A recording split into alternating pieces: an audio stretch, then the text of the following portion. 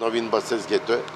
ज्या जुन्या बसेस आहेत त्या बसेस जर चालू होणारच नसतील तर त्या स्क्रॅपमध्ये काढल्या गेल्या पाहिजेत. तिथले जसं तुम्हाला माहिती आहे की पोलीस स्टेशनला अनेक जप्त केलेल्या motorbike, light motor vehicle, heavy truck असे जप्त केलेले असतात आणि तसेच धुळकात पडलेले असतात. शेवटी त्या केसचा निकाल लागेपर्यंत त्याची विल्हेवाट लावता येत नाही. पण कोर्टाची संमती घेऊन कोर्टाच्या संमतीनं पुढच्या गोष्टी करता येतात. इथं काही तो प्रश्न नाही, इथं एस टी महामंडळाचा प्रश्न आहे.